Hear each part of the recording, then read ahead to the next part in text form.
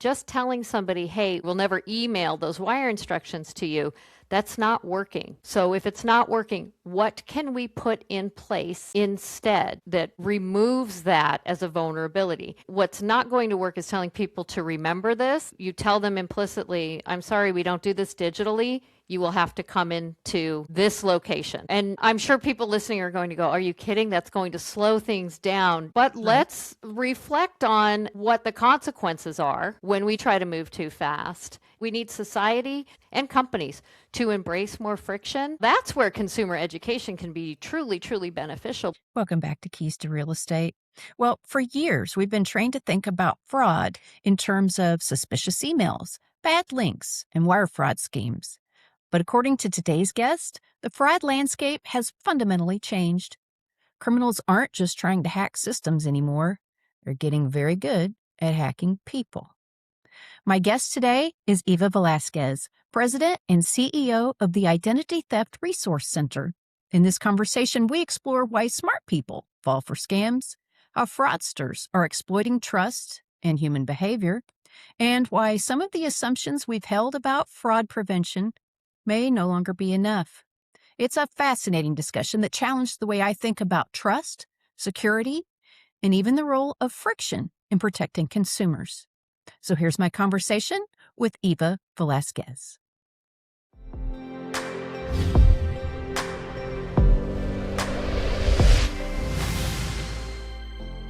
The presenting sponsor for this season of Keys to Real Estate is First American Trust. First American Trust redefines banking for title and escrow companies. They offer innovative solutions that integrate banking functions directly into title and escrow software systems, enhancing operational efficiency and safeguarding financial transactions. At First American Trust, you have direct access to a personal relationship manager who delivers answers in real time. First American Trust is also recognized as an elite provider for the American Land Title Association.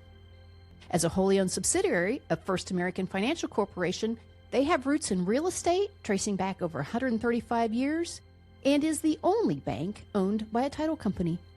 With deep roots, advanced solutions, and a commitment to real relationships, they are setting a new standard for the industry.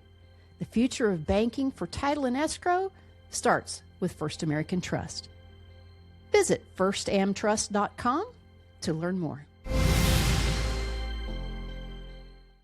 Eva, welcome to Keys to Real Estate. We're so excited to have you here. It's a pleasure to be here, and I'm looking forward to this conversation. Well, we are too, because we are just getting hammered with the next generation of fraud. And for years, especially in the title and settlement industry and in banking, we've been very focused on wire fraud and identity theft as operational risk. And the landscape seems to be changing quickly. AI, synthetic identities, impersonation scams, and increasingly sophisticated social engineering. They're just creating an entirely new environment for professionals and consumers alike. And so what the agents tell us is it feels very different now. So we really needed an expert, and we thought, what's worrying experts like you the most right now?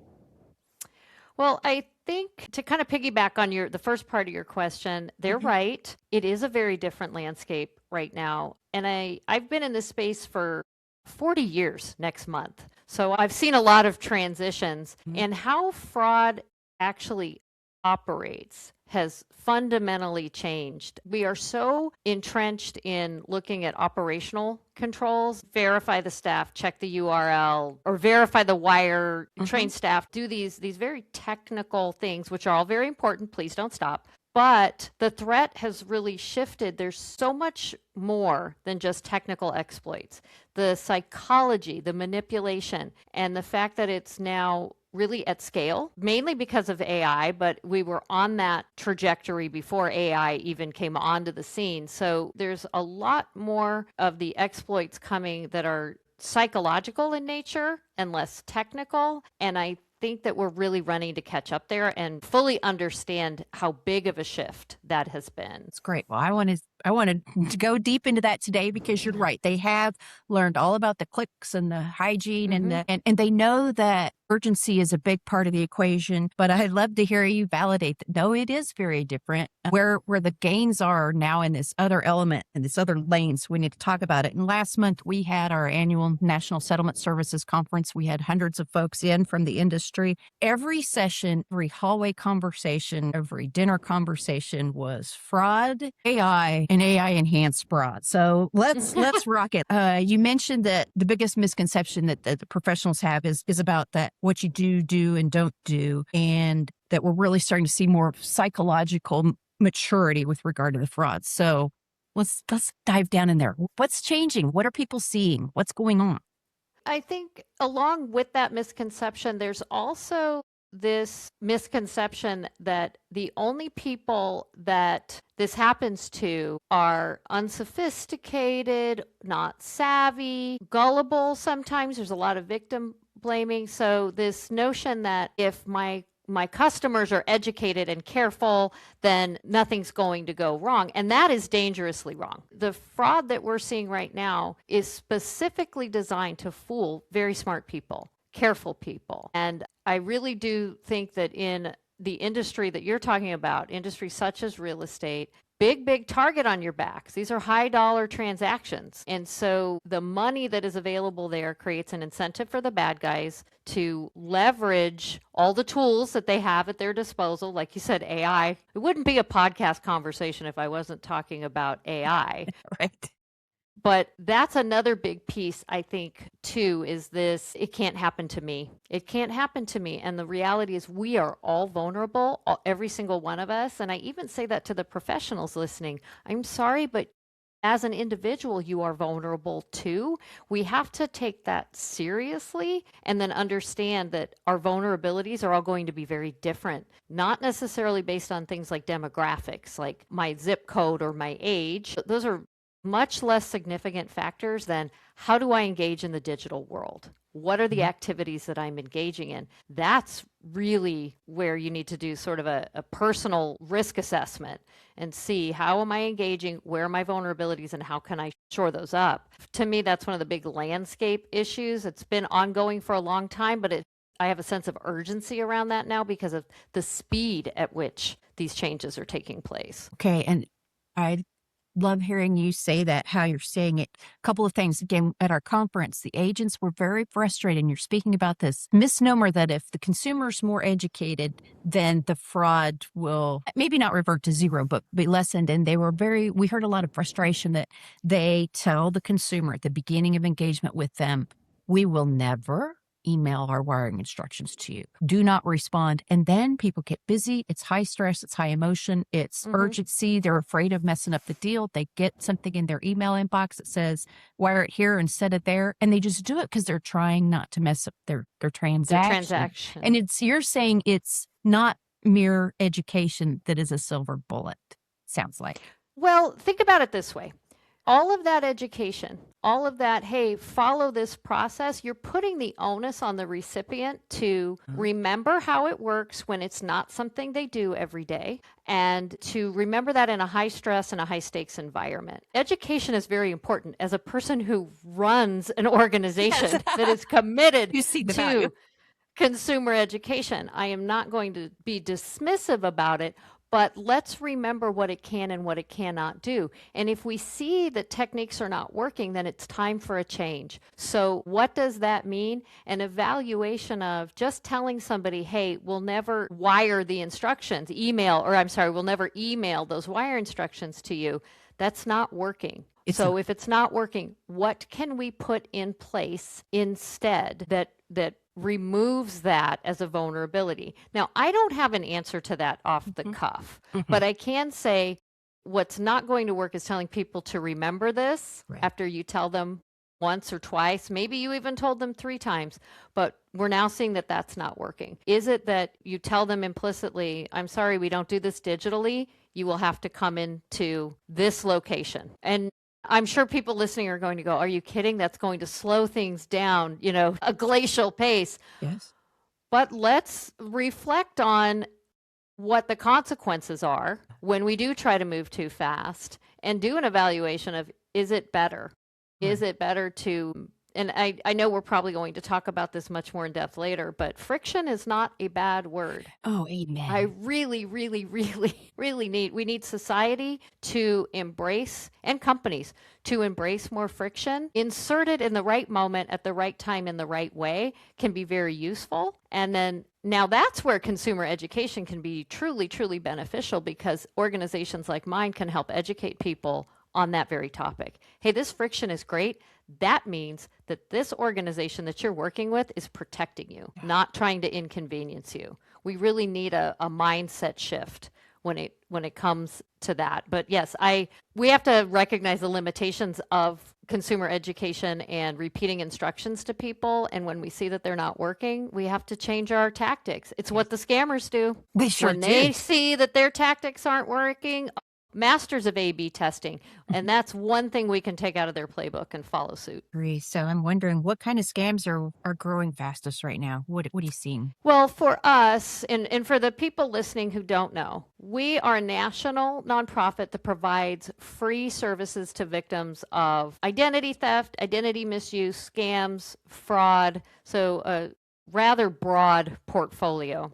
And when people call us, we track that, and we look at those trends in identity and these trends in fraud. Impersonation scams across the board have been the top that we've tracked for a while, but they continue to keep increasing. And that's because it's lucrative. Scammers impersonating businesses and financial institutions, those are the top two types. Of course, government is in there, but what we see is businesses and financial institutions at the top. And I think that we have to recognize that that is an indicator of what's really happening out there. And that is, we have a fundamental disconnect. People don't know who they're talking to.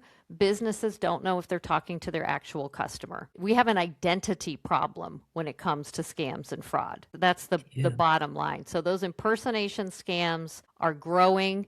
And I can give you a whole list of reasons if you want me to unpack that. But I would certainly accept at least the top few. well, if you think about the sort of the fraud ecosystem, and how, as I was talking before about how we've moved away some from exploiting technical vulnerabilities and more into exploiting the psychological vulnerabilities. Best way to remember it is, why would a bad guy hack a system, which is really hard to get into, when he can just hack my brain, which is pretty easy to get into? Of course. We are very predictable. We're creatures of habit. The things that trigger us and that work are somewhat universal. And so the fact that we have relied on these cues, visual cues, audio cues, to tell us if something is real or fake, that doesn't work anymore. And the bad guys know it. So impersonation is very lucrative. It's easier to do now, especially with AI. The cost has gone down, the quality has gone up, and the scale has gone up. Unfortunately, it's a perfect storm for impersonation scams. Okay. And I did want to kind of double click a little bit. You talk about I'm going to remember that phrase, that it's easier to hack the human brain and the emotions than it can be a whole system.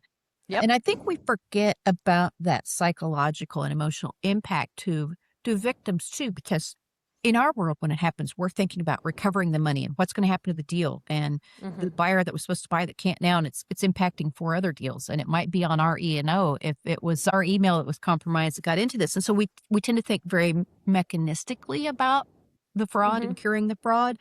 But I think it'd be nice to talk for just a minute about what happens emotionally to a victim of identity fraud that a lot of people might not think about at first. I think, especially when you're talking about significant high dollar transactions, I understand why we put the financial impacts first. And along with those financial impacts, there are emotional impacts that are directly related to just that event. I lost money. This is going to impact all these different facets of my life. And that is one thing, and that's real. And I think for the most part, a lot of us can relate to that. We would understand what that feels like. The more nuanced piece, and the piece that we see every day, is that in addition to losing money, people feel this sense of violation for far longer, even if they recover the money or most of the money, there is this feeling of violations. You feel preyed upon, you feel like someone studied you, either impersonated you, or they used your identity as a tool, or you feel manipulated. So there's this profound loss of trust, and it happens in two places, not just in themselves. You kind of go, wow, how did I let that happen? But you also lose trust in the systems that you feel like were designed to protect you, and now they've demonstrably failed. So we get both of those questions asked. How did I not see this? Or why did I do that? Also, how did they not see this? How did they not know that wasn't me? And I always tell people, because you weren't supposed to see it. That is how this whole transaction was designed. You were outmaneuvered, you were targeted, and that is deeply, deeply destabilizing. So people, and on top of that, our identities are no longer this nebulous thing that we are like, well, what is that thing? It's just sitting over here, maybe in a box or in my desk. It feels deeply personal. That is now a part of me. Whereas I think maybe 15, 20 years ago, it didn't quite feel as personal, but people even think about like maybe your social media handle. That feels like that's a part of you. Right. That belongs to you. Right. So all of your other identity credentials sort of follow suit. And I can certainly go into some of the statistics and some of the other impacts we've seen. But before I do that, I'll let you tell me if you want me to do that. I don't want to forget to mention that it's not just the customer. If we're thinking in terms of real estate transactions, it's not just the customer. I do feel like employees that are a part of this process and watch this happen to someone, to one of their clients, their customers, I think they are victims too. And I think they go through a lot of these same types of emotions, maybe on behalf of the person. They feel somewhat responsible, maybe. I think we don't acknowledge enough. Or I had all this training and now I didn't notice a fraud was happening, and maybe they had a Spidey instinct. And oh my gosh, I love that you mentioned that and want you to I think say it's more. important. We've never talked about that side of it. What happens when you're an employee who got caught up in it too? I'll just say a party to the transaction, because I certainly don't want to blame the employee or make it sound like I am. Right. I'm absolutely not saying that. Right. But look, in the victim services world, which is a space that we at the ITRC occupy, we are talking to crime victims. We have training to talk with these folks and help them process, help them recover and get through it. But it impacts the staff who's doing that every day. And it's called vicarious trauma. It may not be something that they are living through themselves. They didn't have the experience, but they are experiencing it vicariously by talking to victims every single day. Yep. I think there is potentially a degree of that for employees that are going through that and witnessing this happen to a customer, to a friend. And it's real, and we should give it as much weight as we do for the professionals in our space who get training and support and acknowledgement that this is very hard to carry alongside of the victim, and employees deserve that as well. Well, and even just the vigilance, the constant vigilance would take a psychological toll, I would think. But certainly then, yes, one snuck through it. Right. Well, there's that kind of vigilance fatigue. Yeah. And all of those things are real. And so I would encourage employers and managers and leaders to look at the resources for things like compassion fatigue, vicarious trauma, and those types of support mechanisms that are in place for organizations, again, like mine, victim services organizations, social workers, people who are dealing with these issues kind of upfront and personal on the daily. But I think there are nuggets that they could pull for their own team and make sure that they're supporting them as well as the customer, client who's a victim, because again, I think that both parties need acknowledgement and support. I agree. And I love when a guest makes me think about something in an entirely new way that I've never thought of, and you have with that. And then, so I want to, again, talk about this evolution a little bit because, we've been very well trained that urgency, which is an inherent part of our business, a closing date, U-Haul trucks, a symphony of in 27 million parts. We're very used to trying to sniff out a faux emergency that's used to facilitate fraud, but the trust, you've said they're getting better at it. So let's talk about how we've become more vulnerable to it. How are we more susceptible to it? And, even now, this is a ridiculous, probably example, but I was thinking this morning I was working with my partner in things, ChatGPT, and I think about some of the things that I have put in there could be used to break any system I have in my life to help me verify actual legitimate information. So, oh my gosh, can I just put a quarter in and hear you talk about those kinds of things? Well, I think that it has to do with how we think about trust in itself. Okay. And we have to change that. Just like you said, you have been trained to sniff out urgency as one of the hallmark signs of this could be a scam. We're still outsourcing verification to aesthetics. Does it look right? Does it feel right? Does it smell right? You're And right. we just can't do that anymore. Those days are over. I think for a long time, training ourselves to look for telltale signs, to look for typos, fuzzy logos, syntax issues with an email. The text is unexpected. I don't recognize that phone number. That worked for a while because faking things was hard. You could fake some of it, but not all of it. Maybe that piece looked good, but not that piece. But AI has made faking all of it, the entire chain, trivially easy. So we're using these habits, training, instincts that we formed in a world that, I'm sorry, it just doesn't exist anymore. And again, I'm not going to say education and training aren't important. They are vitally important, but we need to add layers to that. We need to think more process and less, I'll know it when I see it. I'm trained to sniff that out because it's far too sophisticated. So what else can we insert into this process, this verification process, this training process that will help us to detect it? I heard a long time ago, many years ago in a cybersecurity conference, as they were talking about, hey, there's no silver bullet for cybersecurity. And if you take a stick and just hold it, you can easily break it. But if you take a whole group of sticks, same size, but take a group, you can't even bend them. And that is the mindset you have to have for cybersecurity. And now we're talking about systems and the technology and the hardware and the software behind it. But what if we embrace that for our own brains, for our own internal cyber hygiene and identity hygiene? Hey, I can't rely on one thing or two or three. I've got to have a set of habits that are process driven that help me not only to detect it just by what it looks and feels like, but can I verify here? Can I go to that external source? Who can I talk to? What can I look at to say this is how this is supposed to work, or this is real or isn't, or that is my customer or isn't? That's how we have to start thinking about it. That makes a lot of sense. And it's been so frustrating for, the individuals that work in our industry. I know there are others, but we're such a high trust, high touch industry that, and again, they feel under assault, and you acknowledge they rightfully feel that way. But it Yes. just is this kind of train wreck with we are high touch, we're high trust, and we feel like the targets are just on our back and we don't stand a chance. And so even that is a snowball psychologically, I feel like. And we have agents that are just like, they hear it's not if, it's when you get hit, and they just go, why don't I retire? Why don't I just retire? And so I'm happy to hear that there are some ways we can react better, evolve better, go beyond the process and really think of it more organically than we've had to before. Is that right? I don't know. I think it's just different. Okay.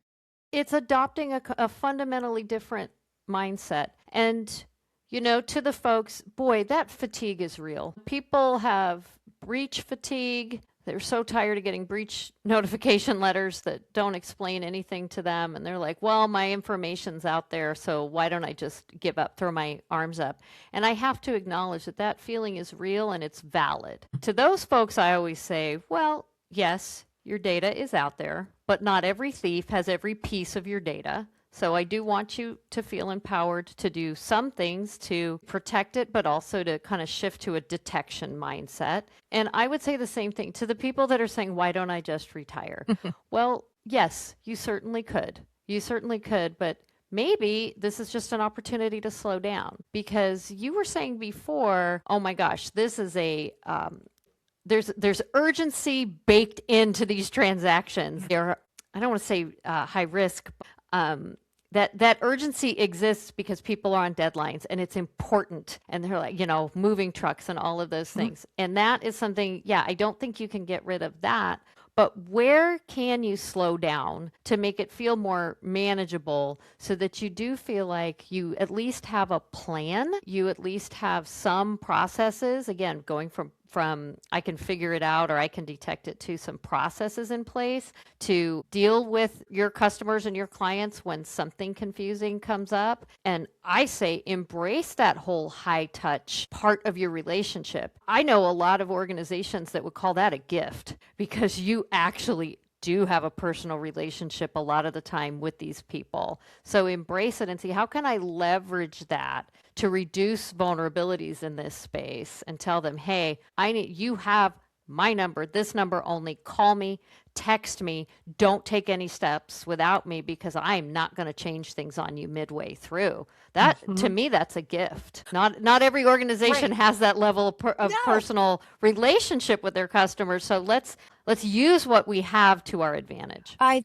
love how you're completely reframing some things and you're really zeroing in on some of the interesting psychological aspects for me, but you uncovered with what you just said, two presumptions that industry has and have been told sometimes externally, but I want to push back and challenge them both, which is there's two things. Nobody ever cares about who their title settlement company is. They don't want to deal with us. They just want us sitting over in the corner, waiting quietly to do the magic, and they don't care. But I think to rebrand a company into earlier high trust and high touch, and now we're an in-person, and that's what we're going to tell you at the front. Swing by. We might have longer hours. I know, but to your point, that built-in friction, I think if you repositioned that way and said, yes, we do, and here's why, and here's your lounge, and stop and have a soda when you bring us by your document instead of, send us the digital version or whatever.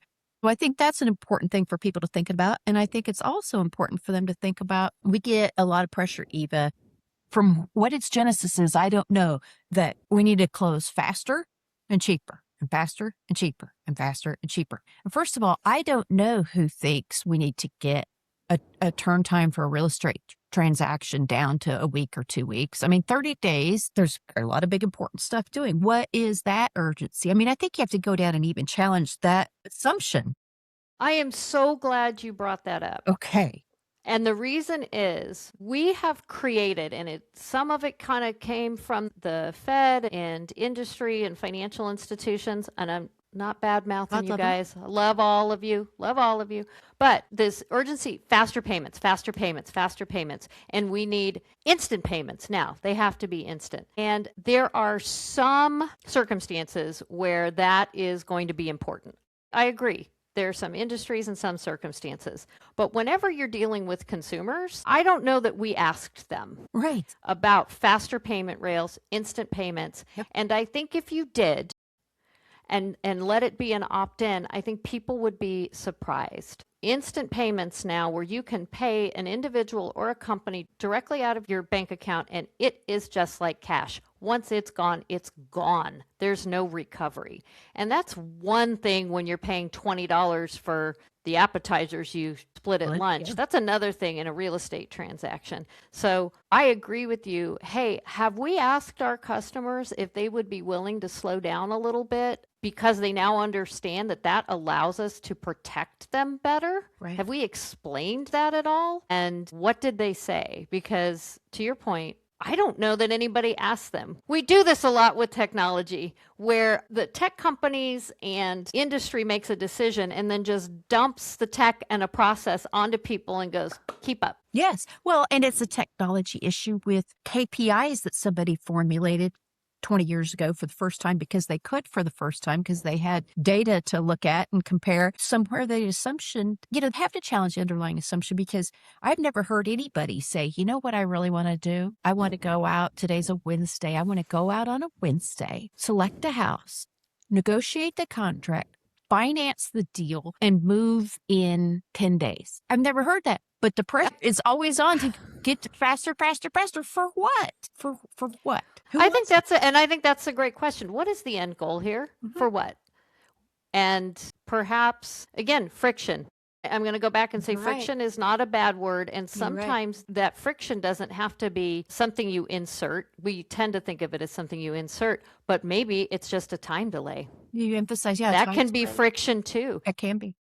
It's changing that payment from an instant payment to this will go out of your account in 24 hours, giving the person time to reflect on what they just did and go, hey, I think maybe I made a mistake. I'm going to pull that back. That's also friction. Right.